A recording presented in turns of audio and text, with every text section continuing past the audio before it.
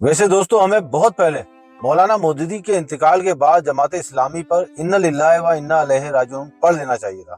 لیکن ہمارے بڑے بوڑھوں نے اس بات کو کبھی سمجھا نہیں جو آج کی جنریشن یا آج سے پچھلی جنریشن سمجھ گئی تھی کہ یہ جماعت اسلامی ہمیشہ اسٹیبلشمنٹ کی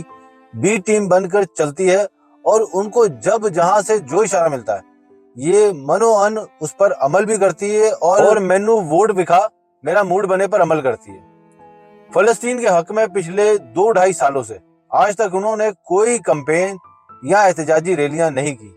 اور جب انہی کے ایک سینیٹر مشتاق احمد نے اپنی زوجہ کے ساتھ احتجاج کیا تو ان کو پولیس پکڑ کر لے گئی، جس پر ان کی لیڈرشپ نے کوئی آفیشل نہ اسٹیٹمنٹ دی اور نہ ہی کوئی احتجاج کیا۔ اور اب جبکہ ان کو نظر آیا کہ 5 اگست کو پی ٹی آئی نے عمران خان کے حق میں احتجاج کرنے کا اعلان کیا، تو اس بار اسٹیبلشمنٹ نے ٹی ایل پی کو چھوڑ کر جماعت اسلامی کو ایک بار پھر سے لانچ کیا کہ آپ بھی اس دن احتجاج کی کال کر دیں، اور وہ بھی کس کے خلاف؟ فلسطین، جہاں پر پچھلے کئی مہینوں اور سالوں سے مسلسل ظلم اور بربریت ہو رہی ہے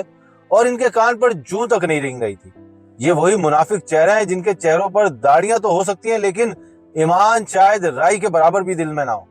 اور یہ وقت کے فرعون اور یزیدوں کو ہمیشہ اپنا مائی باپ بنا کر چلنے کے عادی ہیں۔ لیکن اسٹیبلشمنٹ کو بھی یہ بات پتا ہے کہ کسی صورت بھی پی ٹی آئی کے مقابلے میں کوئی بھی اس قسم کی ہومیوپیتھک جماعت انکلوڈنگ ٹی ایل پی سوائے ناکامی کے کچھ چھپا نہیں سکتی، اس لیے ان کو اپنے دل کی خواہش کے لیے اعلان کرنے دیں، باقی احتجاج پر جو 5 اگست کو عمران خان کے حق میں ہونا ہے پورا دھیان رکھیں۔